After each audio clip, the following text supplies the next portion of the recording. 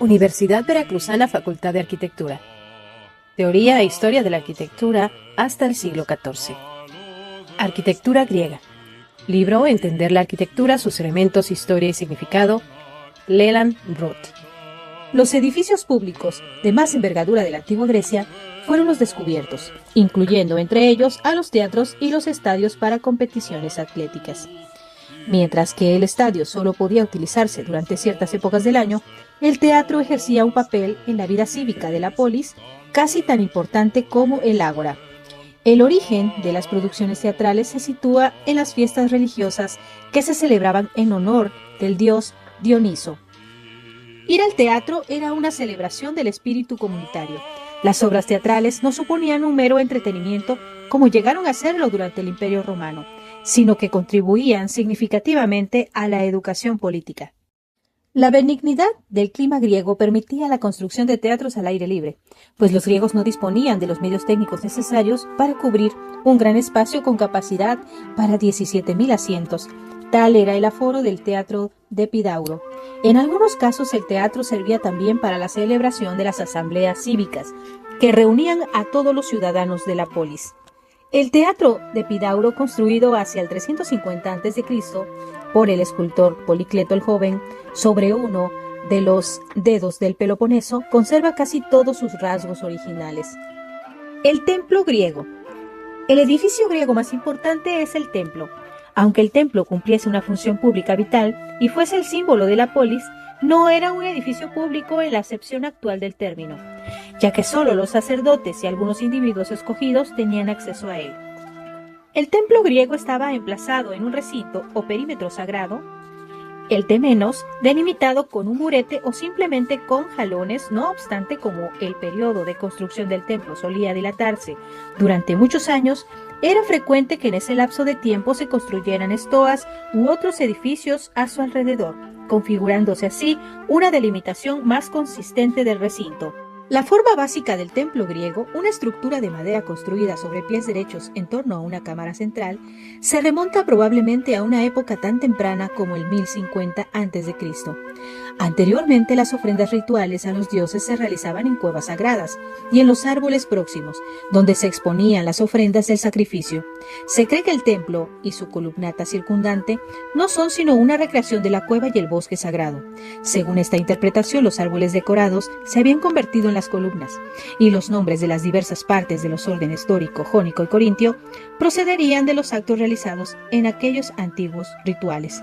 Siguiendo este razonamiento, la arquitectura se había convertido en la forma concreta del rito. Sobre un antiguo bastión que sobresale del extremo oeste de la meseta, Calícrates construyó un pequeño templo de mármol dedicado a Atenea Nike, vestida como mascarón de proa. Más adelante se procedió a la reconstrucción de ese bastión y se erigió un nuevo templo en 435 a 420 a.C., que es el que ha llegado hasta nuestros días. El templo de Atenea Nike es el primero que se avista al aproximarse a la Acrópolis. Los propilios actuales sustituyeron a los propilios arcaicos que estaban orientados algo más hacia el suroeste, destruidos estos en el año 480 a.C., cuando los persas incendiaron la Acrópolis. Fueron sustituidos en el periodo 437-432 a.C. por otros de mármol, más ceremoniales y mayores dimensiones, proyectados por el arquitecto Mnesicles. Además de las 5 puertas de la entrada propiamente dicha, el edificio comprendía 2 naves para peregrinos que sobresalían a ambos lados, flanqueando la entrada. A mano izquierda, según se entraba, había una galería concebida para descansar. El último gran edificio construido en la Acrópolis, el Erechtheion, es también el más extraño, construido probablemente entre el 421 y el 405 a.C. por un arquitecto desconocido.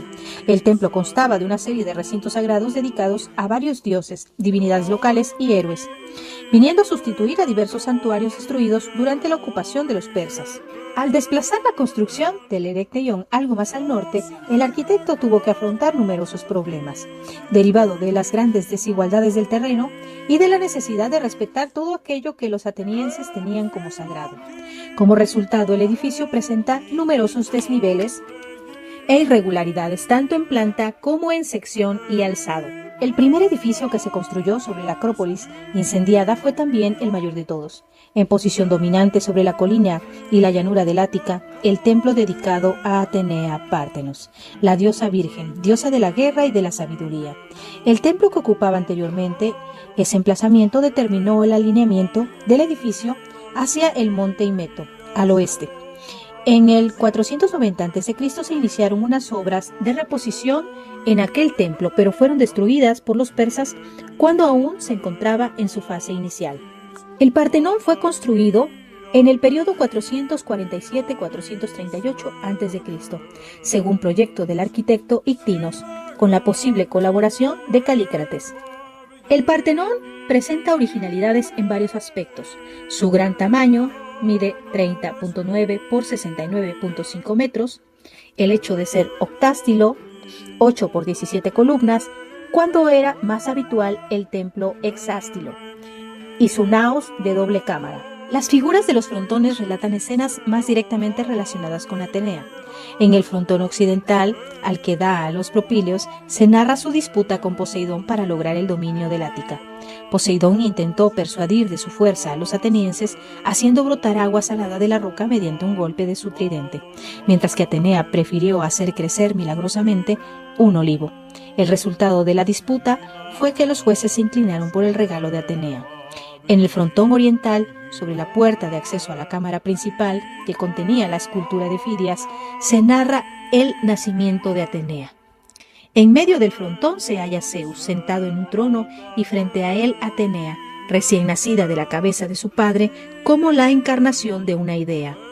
Pero lo más original de todo es el friso, que recorre en todo su perímetro la parte alta de los muros exteriores del naos, dentro del peristilo dórico, con sus 160 metros de largo por 1 metro de alto.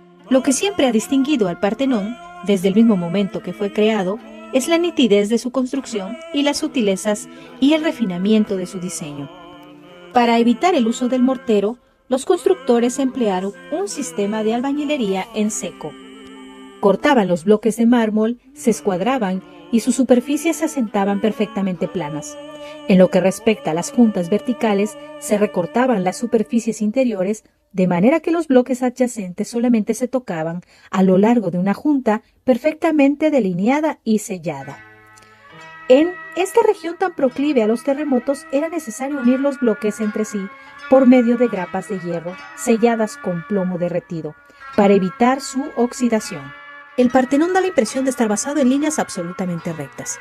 Las columnas presentan lo que Vitruvio llamó éntasis. Esto es una inclinación curva imperceptible que comienza a un nivel de 2/5 de la altura del fuste. Ninguna de las columnas es perfectamente vertical. Todas ellas tienen una inclinación hacia el interior. ¿Por qué se desplegarían unos cuidados tan extraordinarios y se gastarían tantas energías? Una razón de peso podría ser el arete, ya que la morada de la diosa era merecedora de los materiales y mano de obra más escogidos. Desde el punto de vista práctico, la inclinación de las columnas debía ayudar, si bien muy modestamente, a resistir los movimientos laterales en caso de terremoto. Las deterioradas condiciones actuales del Partenón obedecen principalmente a la mano del hombre. El templo fue transformado en iglesia bizantina y más tarde en mezquita de los turcos. Después, la mezquita sirvió de almacén de pólvora, el cual en 1687 recibió el impacto de una bomba de una batería veneciana que dañó gravemente todos los edificios de la Acrópolis. Arquitectura helenística.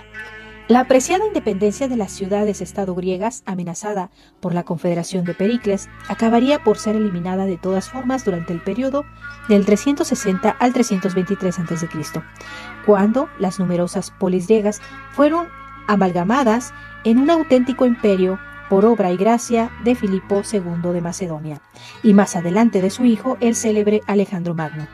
La relativa paz que sobrevino como fruto de esta dominación fomentó el florecimiento de la filosofía y las ciencias griegas.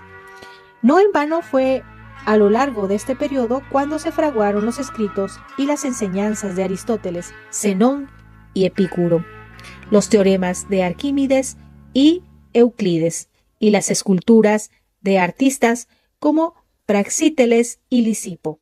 La arquitectura helenística sufrió algunos cambios.